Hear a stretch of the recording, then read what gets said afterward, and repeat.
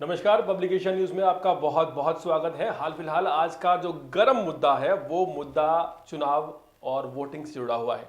एक आम आदमी का सबसे बड़ा अधिकार वोट देने का अधिकार, और इस अधिकार पर अब एक ऐसा दांव जो पूरी तरह से भारत की राजनीति के सोचने समझने और चलने के तरीके को बदल देगा। जी हाँ, बात कर रहे हैं वन नेशन वन इलेक्शन को लेकर। एक देश एक चुनाव। आज का सबसे बड़ा गर्म मुद्दा यही है कि देश में एक ही समय पर विधानसभा और लोकसभा के चुनाव होंगे, और इन चुनावों का सीधा सीधा असर एक आम आदमी पर कैसे पड़ेगा, विपक्ष पर इसका क्या असर पड़ेगा, सरकार को इसका क्या फायदा है या क्या नुकसान है, इस पर पूरी तरह से चर्चा करेंगे। हाल फिलहाल आपको बता दें कि आज का जो बड़ा मुद्दा है वो मुद्दा यही है। विपक्ष में खलबली मची हुई है और सरकार को लगता है कि सरकार ने बहुत बड़ा दांव खेल दिया है।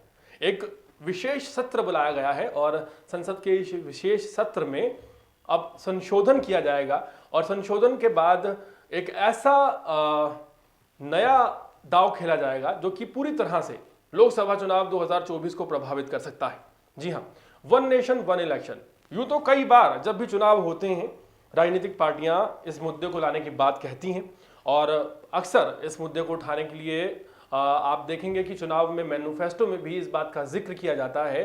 खुद प्रधानमंत्री नरेंद्र मोदी 2016 के चुनाव में वन नेशन वन इलेक्शन को लेकर बात कह चुके हैं। लेकिन अचानक ऐसा क्या होता है कि 2024 के लोकसभा चुनाव से पहले प्रधानमंत्री नरेंद्र मोदी और बीजेपी की सरकार अचानक एक विशेष सत्र बुलाती है, और यह खबर सामने आती है कि अब देश में वन नेशन वन इलेक्शन होगा।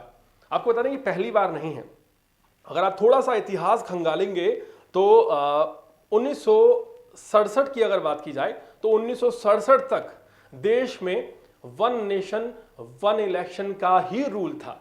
लेकिन 1968 और उसके बाद की अगर बात की जाए तो कई राज्यसभाओं और अगर विधानसभाओं की बात की जाए तो विधानसभाएं भंग हो गई और फिर इलेक्शन अलग अलग होने लगे। हालांकि 1983 में दोबारा मांग की गई कि देश में जो चुनाव है वो वन नेशन और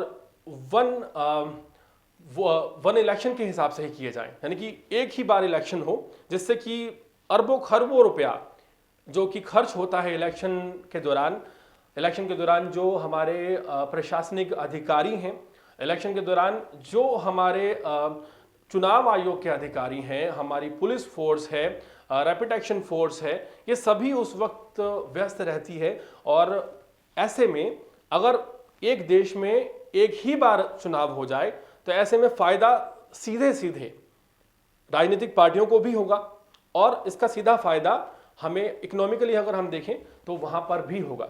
यहां पर समझने वाली बात यह है कि जब देश में एक दिन चुनाव होगा तो जो चुनाव प्रचार होता है देश में, जो राजनीतिक पार्टियां अक्सर करती हैं, वो भी लिमिटेड रह जाएगा। क्योंकि हर बार आप समझिए कि लोकसभा चुनाव अगर देखा जाए तो वो सिर्फ 5 साल में एक बार होता है, लेकिन 31 राज्यों के चुनाव पूरे 5 साल के दौरान चलते रहते हैं। और ऐसे में क्या होता है, ऐसे में हमारी इकोनॉमिकली जो पोजीशन है वो हमेशा डाउन जाती है। ये तो हुई फायदे की बात।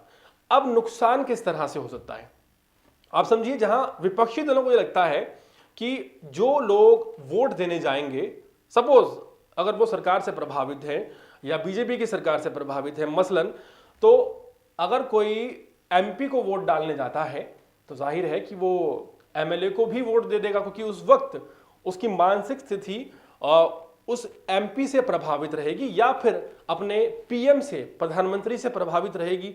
तो जाहिर है कि जब वोटर वोट डालने जाएगा तो उसकी मानसिक स्थिति यहां पर इन्फ्लुएंस हो सकती है।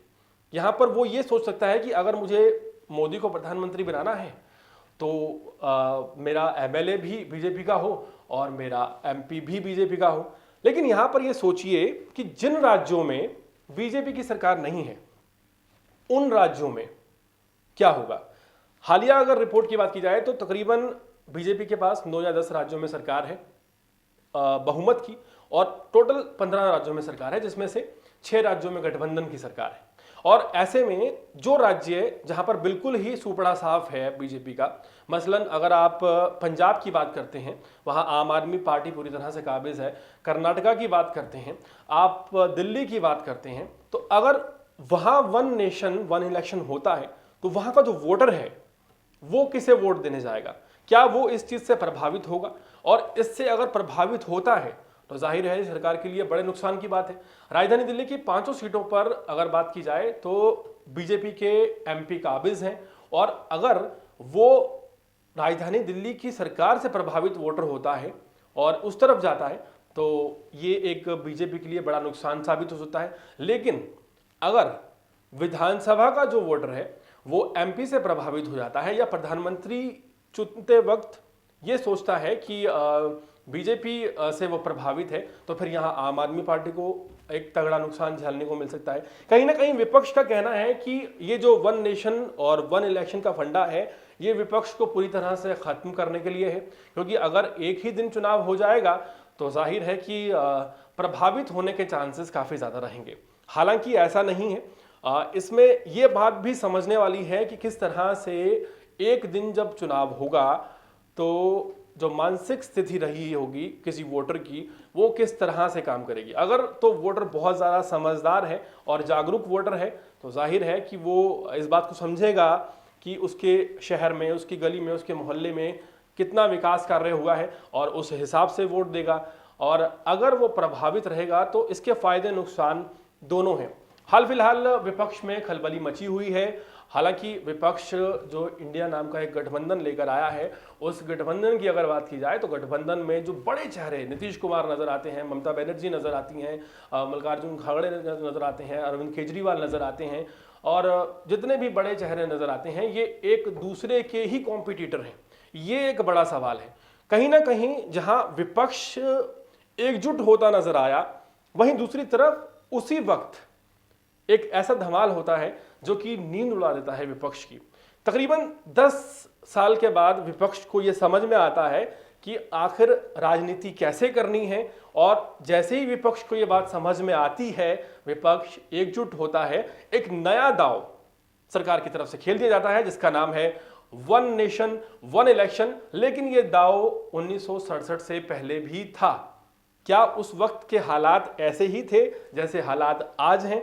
इन बातों पर भी हमें गौर करने की जरूरत है, और यह भी समझने की जरूरत है कि क्या इससे बीजेपी को फायदा ही होने वाला है या नुकसान होने वाला है।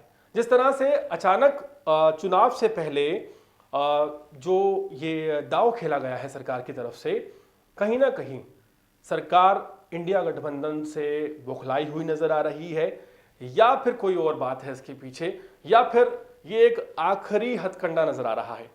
आपको एक बात याद होगी कि जिस वक्त कांग्रेस की सरकार थी और इंदिरा गांधी प्रधानमंत्री थी और किसी कारणवश उनकी सीट जाने वाली थी, तो उन्होंने देश में इमरजेंसी घोषित कर दी थी। और सीट जब जाने लगती है या सत्ता जब हाथ से निकलने लगती है तो कई ऐसे बड़े बदलाव देखने को मिलते हैं। और आप जानते ही हैं कि जो ये नया दांव खेला गया है इसके लिए संविधान में 4 जगह संशोधन करने की जरूरत है।